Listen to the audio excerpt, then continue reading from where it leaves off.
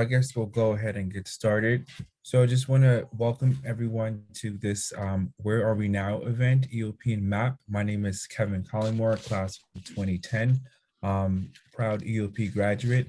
I want to thank first everyone for attending and also for the panelists for their enthusiasm in joining this session.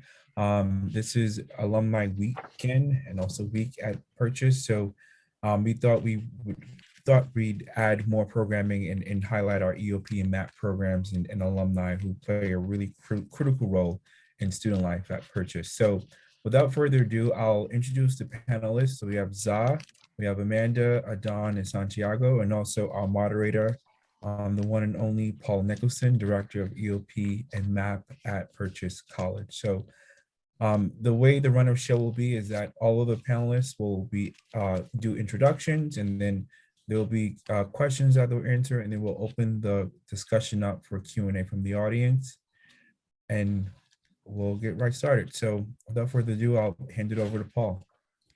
Thanks so much, Kevin. Always a pleasure to be with you and this awesome Alumni Weekend. It's off to an amazing start. So congratulations for that. Very excited to be here tonight with 4 amazing EOP alums. We've had a little reunion leading up to this event tonight in the last 5 minutes, and it's just always a pleasure to see them. I will let them introduce themselves. Amanda, why don't we start with you? Hi, everyone. My name is Amanda Diaz. I graduated in 2008. My major was liberal studies. And there was a long journey for that, but we'll get to that later. I live in the Bronx, New York, and I work in higher ed. I'm the director of HEOP program at Pratt Institute. And one activity I learned or revisited during quarantine, my passion for salsa. Definitely that. Nice, thank you, and welcome, Amanda. Antonio? Good evening, everyone. My name is Antonio Santiago. Grad year is 2000. I happen to be the oldest one on the panel. Wonderful. Paul looks much younger than I do, but that's okay. Major was liberal studies. Currently living in Putnam County, New York. I am in higher education. Currently, I am the dean of the Danbury campus in Naugatuck Valley Community College. It's one of 12 community colleges based out of Connecticut. And one activity that I guess learned or started during the quarantine, I started my doctorate program. I started in August of last year, and I'm currently entering my 2nd year already. So glad to be here and very happy to be here. Awesome. We're so glad to have you with us, Antonio. Thank you. Thank you. Za? Hey everyone. So my name is Zalyia, but everybody calls me Za. I am currently located in Atlanta, Georgia. I just relocated, and my career field that I'm in, I work in technology. I'm specifically within the user experience design industry, and I am a manager / user experience strategist at Salesforce, and currently an MBA student at Howard University. Awesome. Thanks, Za. Thanks for being with us. And last but not least, Mr. Cooper. Hey, what's going on, everybody? I am Adon Cooper, but you can call me Coop or Cooper. Adon is for my parents. I am class of 2009. I was a liberal studies major. I had a lot of majors at Purchase, but I think I ended up just graduating with a liberal studies degree.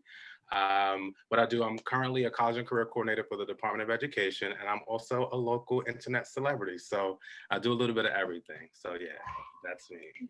There you go. Oh, wait. Oh, and I forgot to say my class. I'm class of 2016, guys. One of the things that I did over quarantine was become like an interior designer. I started woodworking and cutting up stuff in my apartment. So I like build a fireplace and things. So yeah, that's one thing I did over quarantine. Awesome. You still have your hands? Yeah, don't say that. Welcome, Adon. Thanks so much for being with us. So we have some prepared questions we'll go through. And I'll start by asking the panel, why did you choose Purchase College?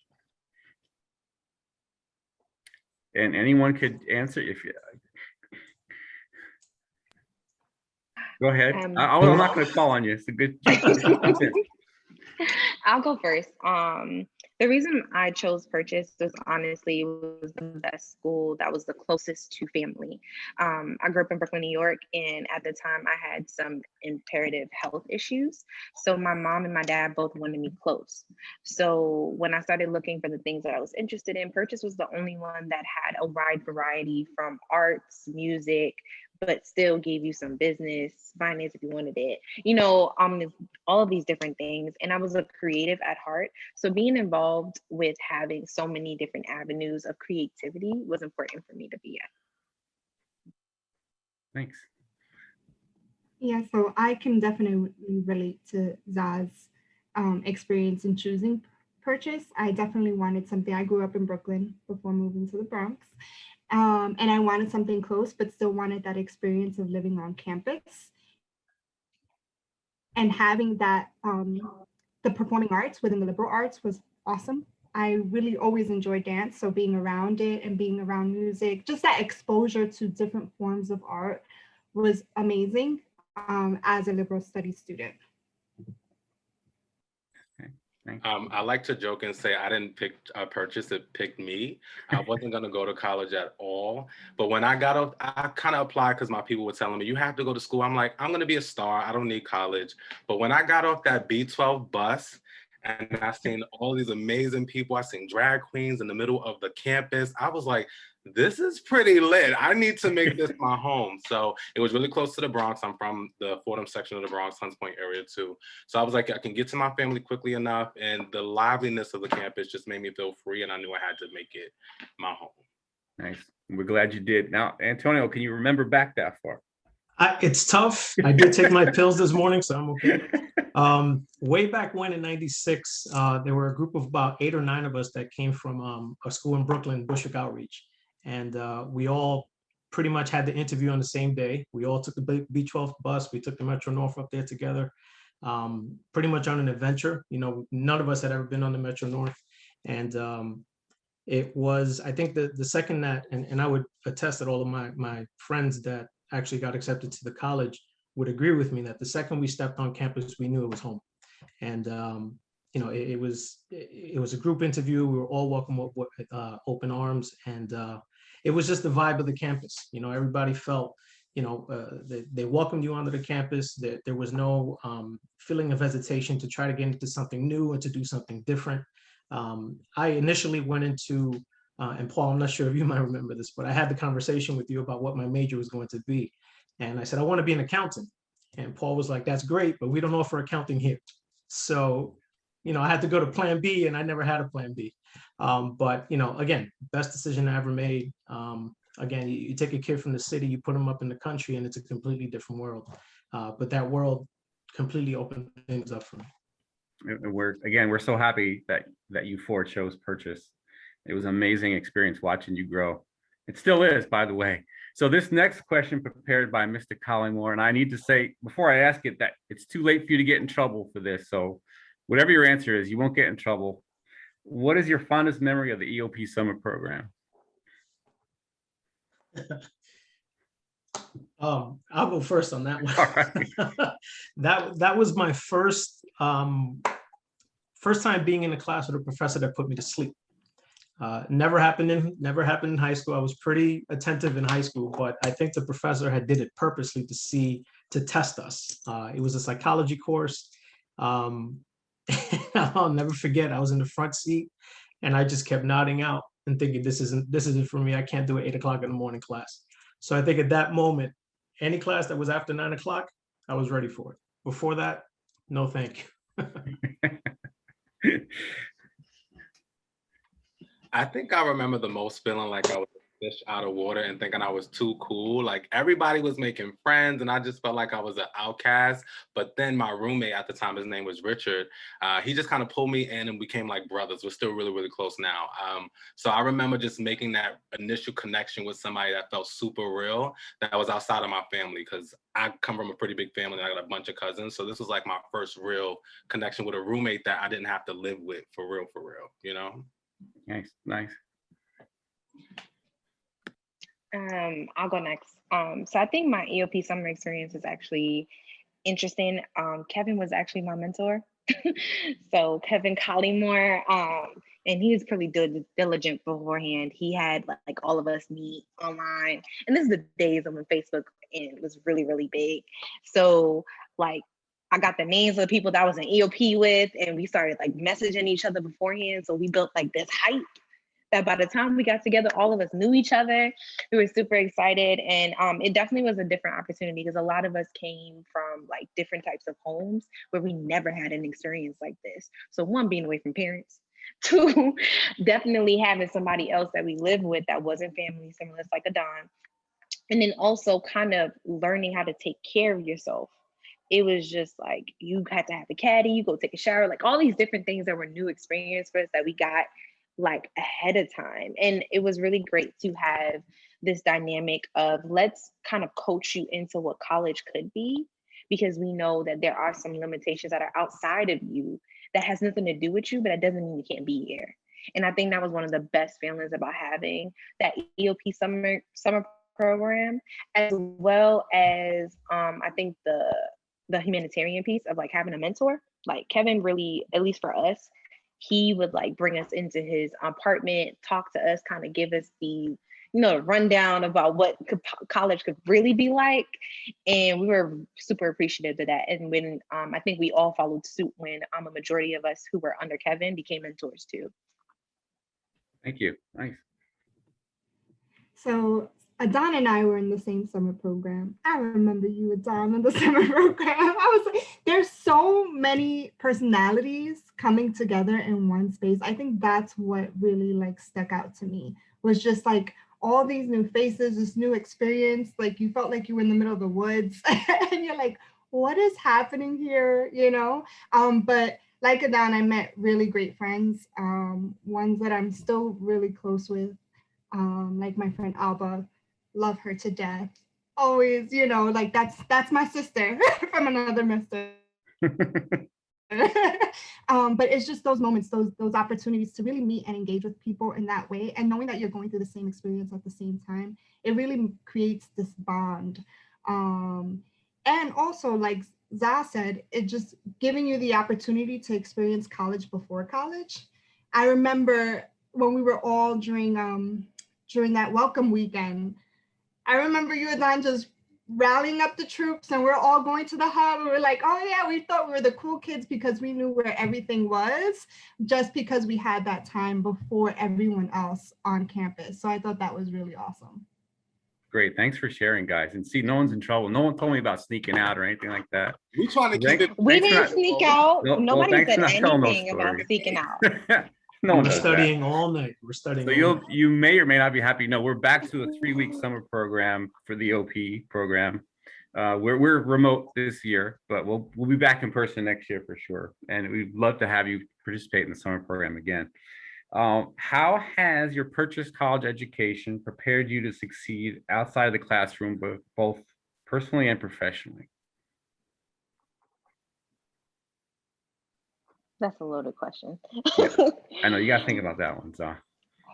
Well, I'll go first. I guess I already started. I think my purchase education, I had a unique one. So just giving a background, I didn't really say what my major was, but I did the BA/LA program, which is the Bachelor of Arts and Liberal Arts program.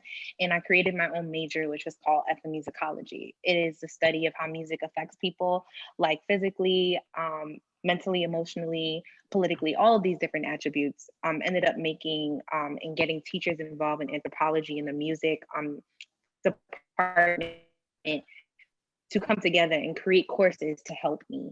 So that was a unique opportunity that I had to purchase. The only thing is that I didn't feel as supported as I needed from the other places other than EOP. I remember, and I see Gloria, and it's so good to see you, but she can definitely tell you that there was constant times of just like, am I going to be able to graduate? Because I didn't have the right pathways. I didn't have the right avenues. And I think when you look at that, it could be a double-edged sword, but you have to look at it from a positive attribute, which it helped me outside of my education to always ask the right questions, always make sure that I have the right direction that I need. I have the tools that I need to be successful, as well as the resources that I may or may not foresee. And it makes me ask those questions of like, hey, is it actually going to get done? Do we need a little bit more time? And I think that kind of prepared me professionally.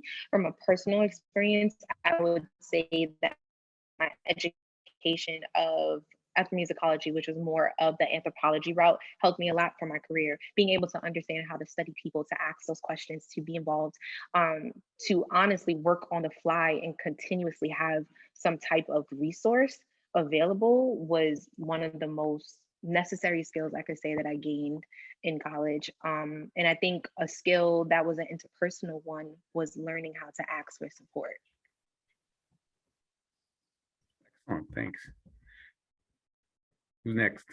I'll say some of the things that I learned at Purchase. I can't remember many of my classes at this point. It's been quite some time, but some classes that stick out to me was circus training. Because I work in education, it sounds kind of crazy, but like I tell my kids all the time, I could juggle, and it's like it's a great way to break the ice with my young students, which is kind of strange. Like, can you backflip? Nah, I can't backflip. I'm not doing all that. But one of the things that I think I really learned outside of the classroom, but going to Purchase, was how tenacious I was. I remember my first semester getting put on academic probation because I wasn't doing so well. And I remember Paul pulling me into his office and he's like, look, you the star of the show, but your show about to get canceled. So what you do?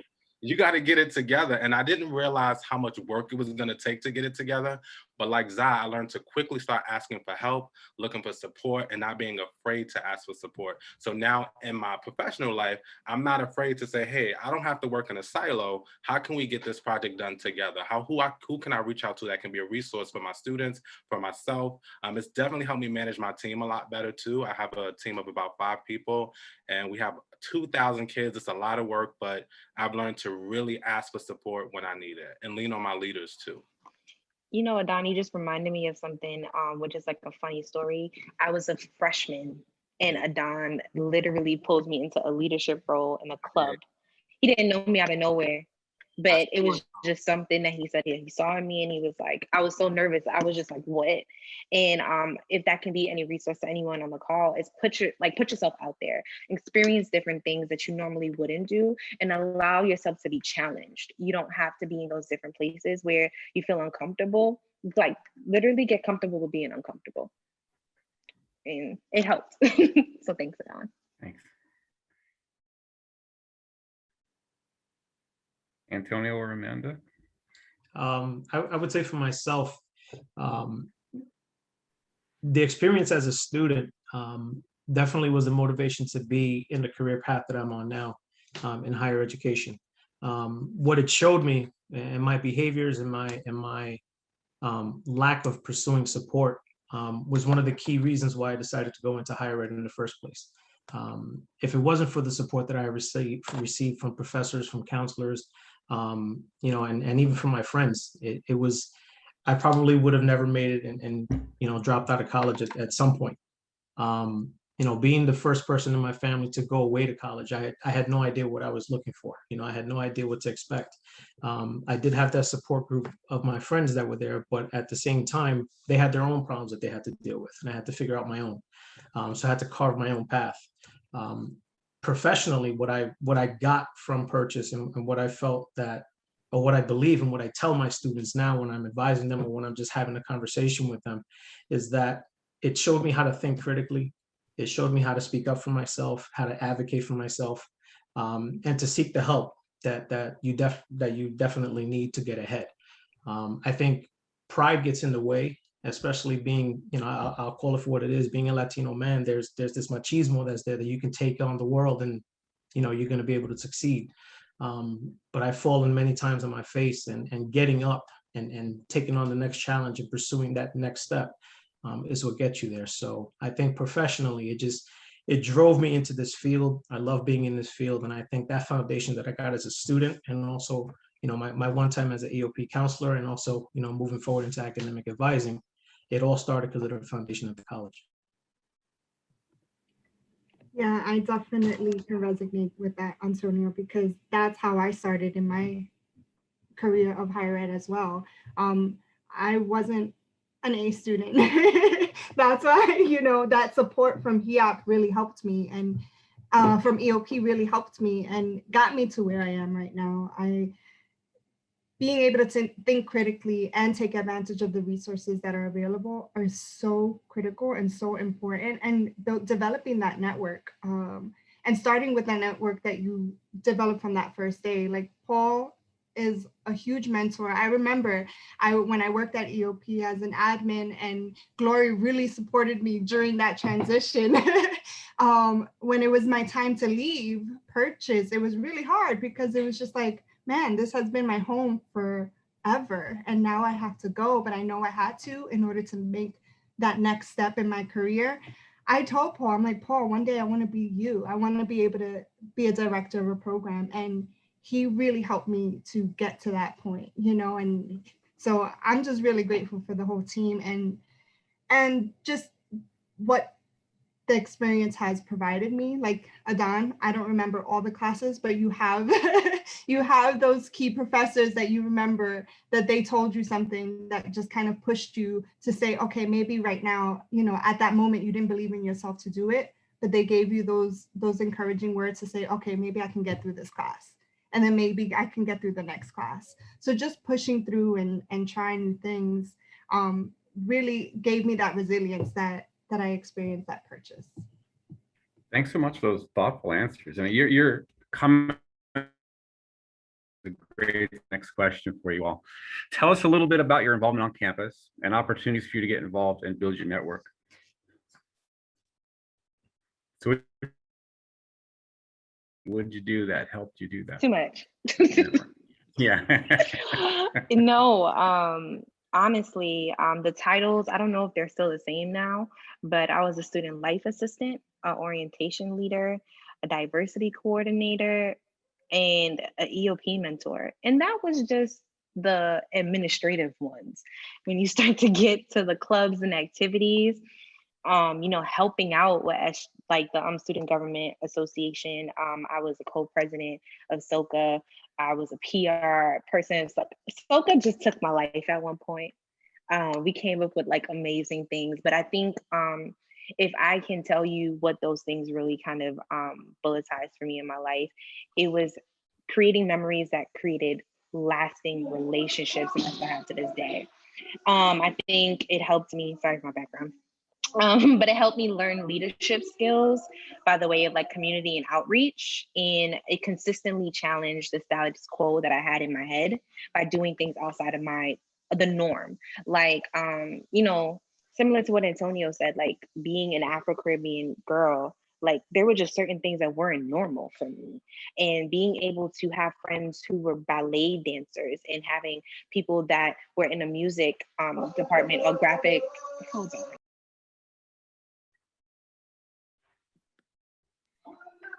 He has headphones in. Somebody else will go. I'll jump back in. I will say, to echo Zalyia, being on the SOCA's advisory board was probably the first thing I thought of myself as being like a leader. People would always say you have these qualities, you have this thing, and I'm just like, I ain't trying to hear all that. But that was the first time I was able to see what people saw in me and really move it in a way that could help me navigate the campus. So I remember when Kevin came to Purchase and I was watching, I'm like, yo, this young kid is out here doing his thing. He was SGA president. He was helping me organize $50,000 trips. We were booking artists for shows. I remember hearing something about $1 million budget one time. And I'm like, I'm from the Bronx. We don't even have credit cards where I'm from. Like, we don't have good credit. But here we go booking artists and doing these things. And I've translated all those skills. They become super transferable for me with how I designate a budget for my department, how I've moved in so many different career paths. I've been a hairstylist. There's so many things I've done that I know that these skills that I've learned at Purchase have completely changed my life professionally. I'm going to be transitioning to something soon. I'm going to become an entrepreneur and start a business, and that's going to be by way of Purchase as well. So yeah, Purchase is going to be, I'm coming back, y'all. I know I see you, Gloria. I'm coming back. But yeah, so Purchase has been a staple in terms of transferable skills for me and what they've done for the rest of my life. Excellent, thank you. I didn't do enough. I'll be very honest with you. I did not do enough.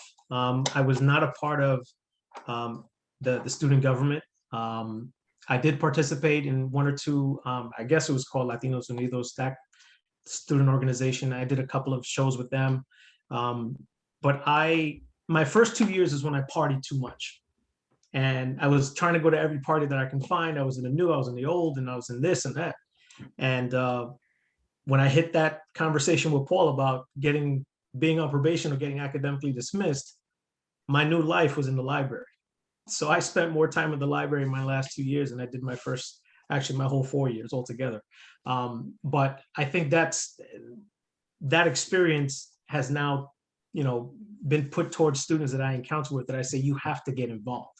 It's an opportunity for you to network. It's an opportunity for you to leverage, a career path, a career opportunity, a job, an internship, something, and it also gives you a chance to connect with people on a different level and actually learn from their experiences. My wife was also a graduate of Purchase from 2000. She was the one that was in a part of different things. She was an RA, she was a student assistant, she was a RD, you name it, she did it. She took the right path. I went an unconventional path to get where I am, so. Thank you. So for me, coming to Purchase was, I wanted a different experience. Like high school was not a fun experience for me. I didn't like my high school. I came in saying I wanted a different experience. So I wanted to get involved. I remember my freshman year, actually, I think Soka did their fashion show and I participated in their fashion show. And that was my first kind of engagement. I started going to LU meetings and things like that. By my sophomore year, I became an RA. And that at first was, part of it was because I wanted that leadership role, but another part of it was because it would financially help me. That was the major part of it. But I was so happy that I did it because it really showed me a part of myself that I wasn't familiar with. It challenged me in ways that I couldn't think of. Being able to have to engage with your peers in that type of a setting, and being able to understand that one is my job and as a student, like being able to decipher those two positions was really important. And also it helped me in transitioning as an admin for EOP, because when I started there, a lot of students, I just graduated. So there were a lot of my peers that were coming into the office and I'm like, okay, wait a minute. Like I used to hang out with them and now I have a different role to play as a professional. We're not talking about a RA paraprofessional anymore. So being involved in that way definitely pushed me outside of my comfort zone, outside of my limits, and helped me to be more creative with the different activities that I did. I was on the board for a few clubs and things like that. Sometimes I overextend myself, which affected my grades at times. And that's where I had to decide for myself, okay, because I initially was a psychology major and I really loved psychology, but I had to, by my third year, I had to really make a decision to say, okay, even though I was busting my butt going into the library to study for classes, it's still not enough, right? So, but I'm gaining so much experience as an RA, I'm gaining so much experience. So I had to make a difficult decision for myself. And though it was challenging to say, you know what, I'm gonna go the liberal studies route and minor in psychology, I'm glad that I did it because it helped me to get to where I am now. Because if I hadn't had that experience as an RA, if I hadn't had that experience being involved on campus, it wouldn't bring me to where I am now in a leadership role. Thanks so much. We have about 10 minutes before we move to, I'm sorry, Zalyia, you want to continue? Oh, Adon, you was gonna say something? I don't know if I ever told you, Paul, but Lindsay from EOP, who was one of the counselors, she was the first person to get me a job within the DOE. So networking with her allowed me access to the role that I'm in. So networking is extremely important. Excellent. Yeah, absolutely is. Thank you. I was saying we have about 10 minutes before we move to the Q&A section. We have 2 questions left, but I want to do it out of order because this one is critical. What advice would you give to EOP MAP students or people who are graduating very soon? A couple of weeks, we have a commencement coming up. So what advice would you give to a recent grad or a current student? I would definitely say, don't be afraid to be a trendsetter. Sometimes it's hard, but one of the biggest things you could say, and 9 times out of 10, the person going to college is someone that's trying to break a generational curse. And in breaking generational curses, you have to understand that you will sometimes be an outcast to different things. Something I was going to point out before was that, like, while I was attending SUNY Purchase, I became a member of Delta Sigma Theta Sorority Incorporated, which is completely out of Purchase's norm. However, that network has literally helped me immensely as a human being. And it also taught me a lot while I was in college of how to manage a business, how to literally leverage outside activities, which you will learn when you graduate, while also having, set goals for yourself as a student or as a work job and things of that nature.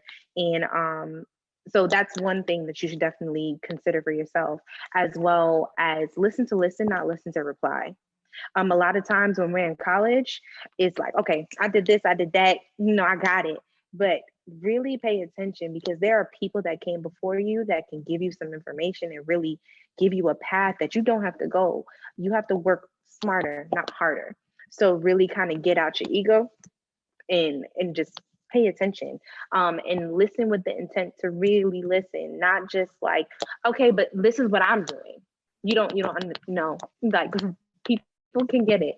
And if not, have patience and grace with yourself, because when you come out of college, not everything is going to be a walk in the park.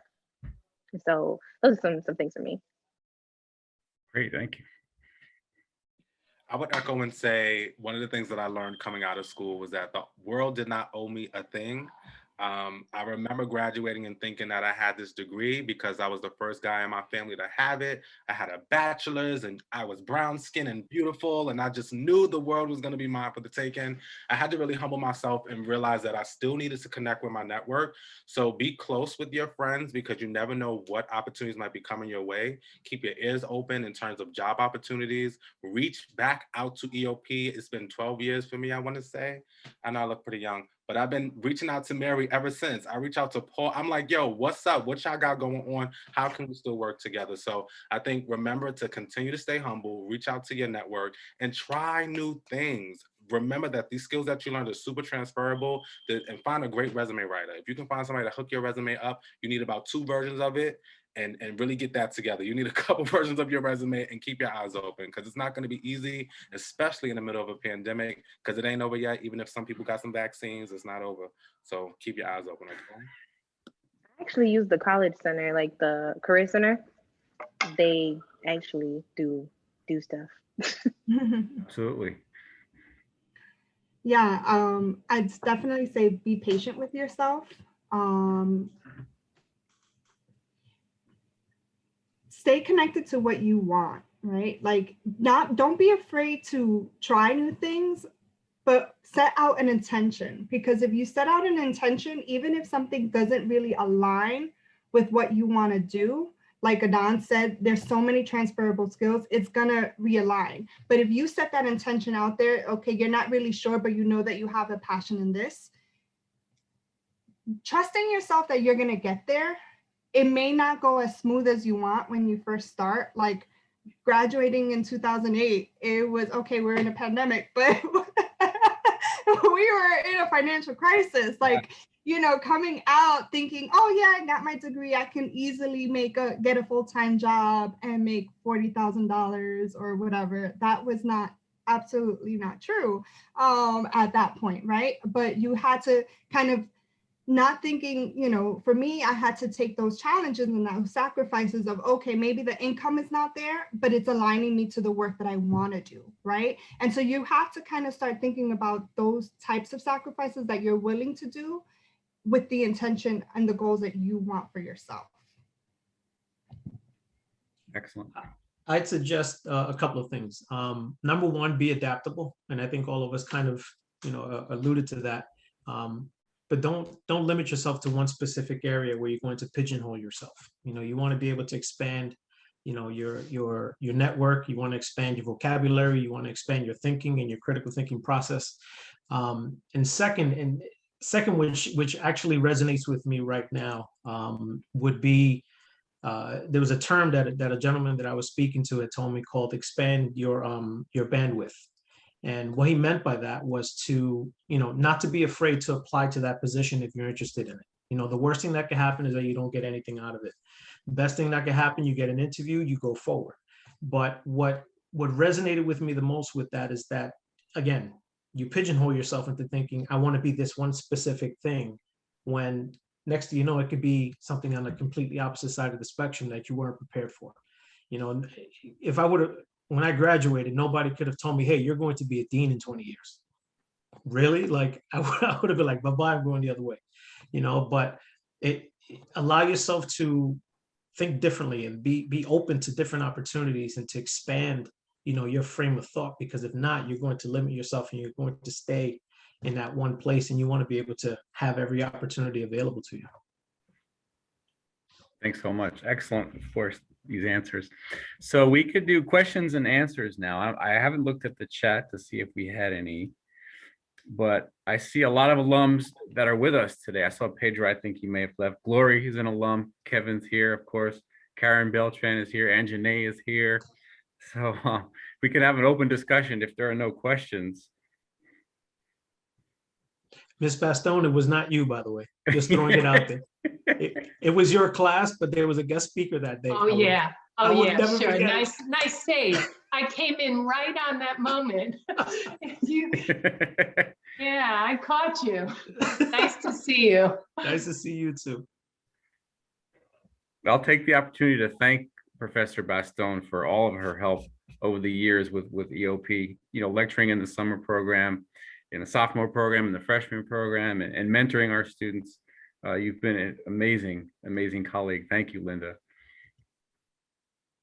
Thank you.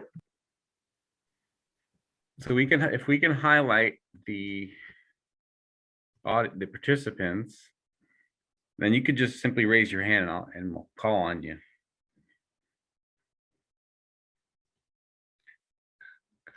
What's the question?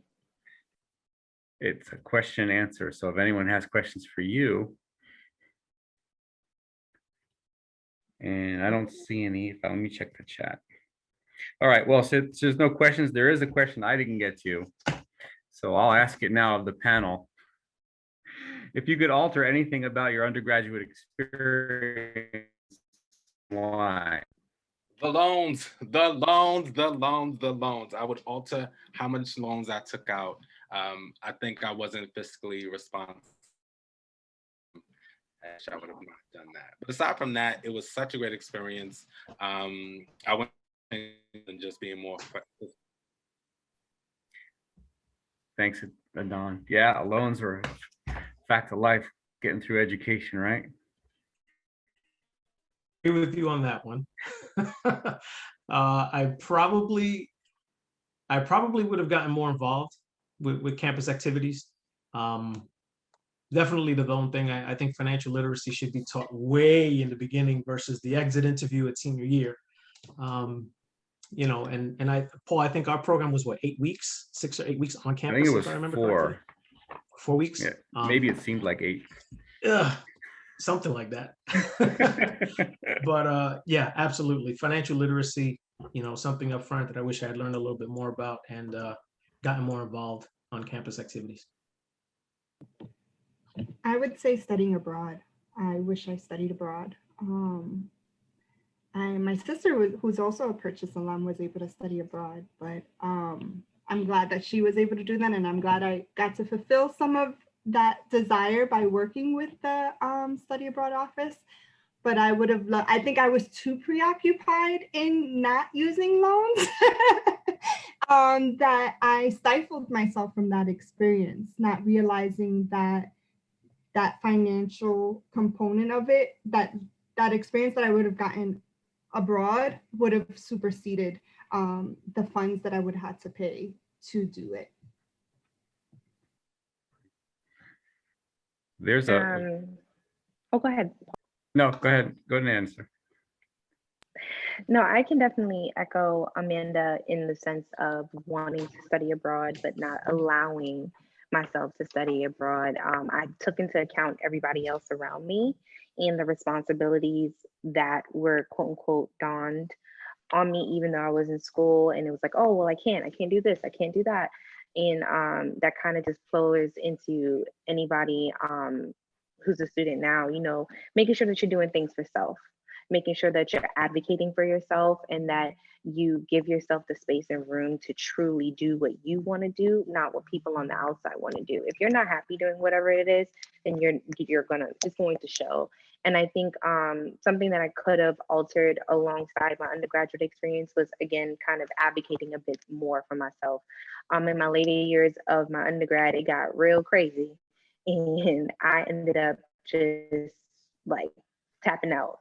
I was just like, I can't handle it. And, you know, being aware of your mental health, the things that are important for you, reaching out and getting help and support. I happened to be in the years of purchase where a lot of things came out, like, you know, whether it was like racial tension, in my circumstance, a lot of conflict around Greek organizations. I had to, like, my positions were stripped from me just because I went out and became a Greek member. So, you know, advocating for myself in those different ways is something I wish I would have done more, but I learned outside to start doing for myself. And I'm only saying that to people now, when you're in college, learn to speak up, because no one else is going to worry about your education except you. They can only give you the pathway, but making sure you're on track with your classes, making sure you're on track with just the things that you're doing on the outside. I think everyone here has had that moment with EOP where they just like, let's talk. And, you know, just really kind of get yourself abroad in that way. But I think that's probably the one thing that would have been a change for me, but I got some great people out of it. So I'm definitely supportive of that. Right, no regrets. I got you. Thank you. So there's a very interesting question in the chat, and Lisanne, if you want to unmute yourself, you could go ahead and ask it yourself. Hello there. So my question is, what do you think the most useful skill you gained from purchase that you never thought you would have needed?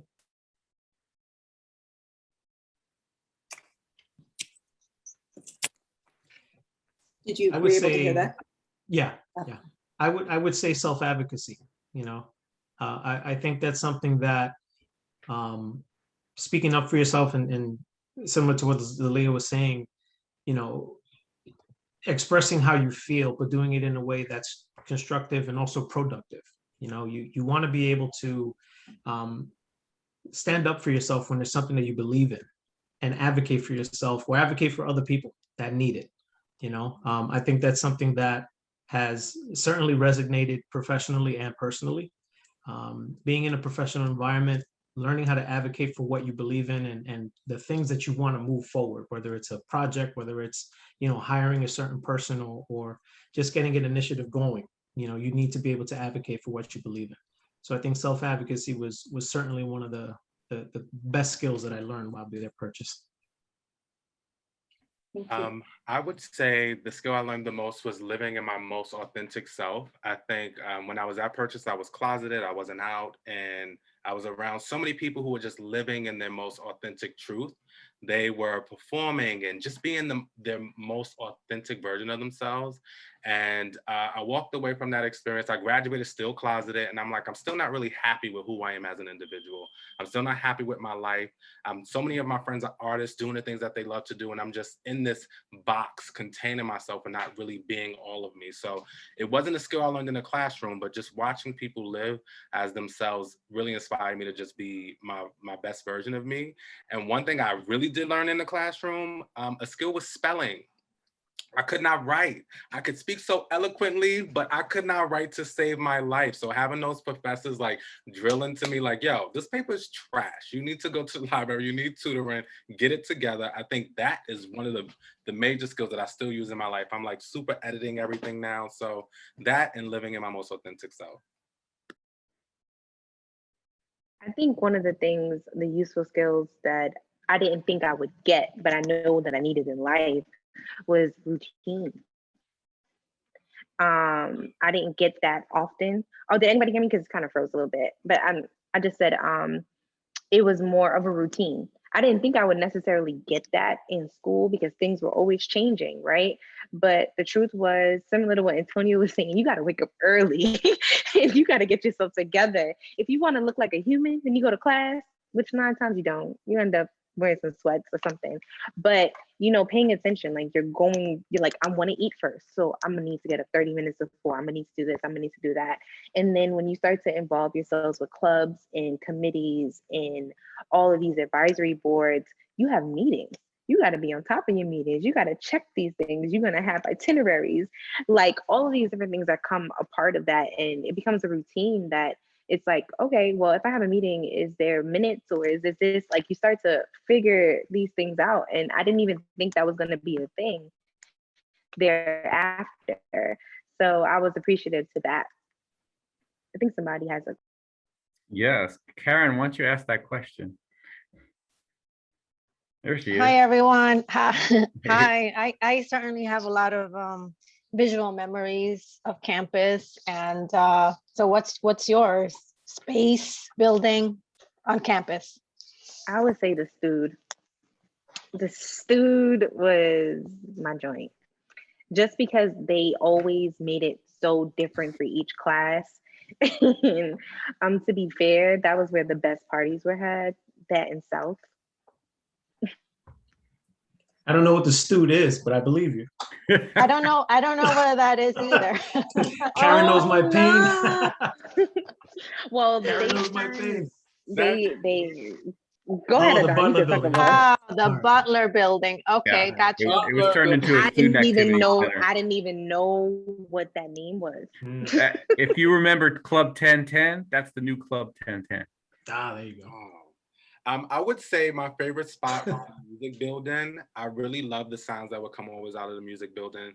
I remember being the only club to ever throw a party in one of the rooms in the music building and getting completely banned from that building. When we had for soca and we got banned. But yeah, I love the music building. It was just the opera, the sounds, the music has always been great. If we're talking parties, I'd say the new had good parties, the old had the best parties. But again, that was my time. In my time, it was definitely Alumni Village. Alumni Village is where all the athletic people stayed. What are you trying to say? So the college built some really nice residence halls. If you haven't been to campus in a while, do visit and you'll be amazed. I can't even tell you how many new ones there are some of you left a while ago, so there's quite a few new ones. Well, one of my favorite buildings is the Performing Arts building. I really enjoyed that building. And when I was a student, I worked as an usher. And it gave me the opportunity to see a lot of different things that I wouldn't have imagined. Like I saw my first opera, and I think my only opera, but it was awesome to be able to have experienced that. So I would have to say the Performing Arts building is my favorite. Thanks. Any other questions for anyone? All right, well, I just want to thank our panelists, Amanda, Antonio, Adon, Za, for being with us today, and anyone who showed up for it. I appreciate you being here as well. I appreciated the discussion. EOP still going strong. Hey, Ramona. We just got an influx, or we're about to get an influx, like I mentioned earlier, of 20%. We're doing a lot of great things with that. But follow us on Instagram, purchase_EOP map. You'll see all the stuff, all the activities that are going on. And there's a lot of them. So feel free to join us at any time on campus. They'll highlight you. We'd love to have you this summer for the summer program if you can come by. And with that, thank you so much for being with us tonight. I hope I get to see you all very soon in person after this Paul. pandemic. I do want to say one thing, and it's for me, but I'm pretty sure the panelists might echo it as well. Thank you. We may not all stay in touch or be able to kind of talk as often, but I will say, regardless of whatever experiences we had at Purchase, EOP was one of our best. And without you, Glory, Mary, like even Amanda, I was there when you were working on the EOP. You guys helped us a lot and tremendously as evolve as people. So thank you for continuing the work. Oh, you're welcome. I mean, people ask me, why do you stay in? You've been doing it 30 years. It'll be 30 years this August. And the answer to that question is very simple. Why do I stay and why do I do what I do? I mean, it's your stories. it's for who you are and what you've become. It's amazing. And Amanda, I know you're feeling the same thing now as a HEOP director. Oh, for At sure, for Pratt. sure. You're still at Pratt, right? Yes. Okay. Still there, going strong. And Glory, I want to acknowledge the presence of Glory, EOP counselor. There she is. Hi, everyone. You guys look Hello. amazing. Hi, I love Glory. this. Ah. So good to see you. This was great. Thank you again to the panelists for agreeing to do this. This is a really rich discussion. It's recorded, so it'll be put somewhere, and when it does, I'll let you all know where it is. But you know, we have other programs for Alumni Weekend, which is this week. So I hope to see you at other programs. And obviously, when we can all gather, I will definitely be down for that. I'm about to take a trip to Atlanta to see Za. So we'll see. We'll see. Well, come on, the jacuzzi waits. It was a pleasure seeing you. Have a wonderful evening, everybody. Bye, everyone. Alrighty, see ya. Bye. Bye. Good night. Bye. Good night, everybody. Hi, Bye. all. Bye. Hi, Paul. Hi, Glory. Hi, Adon.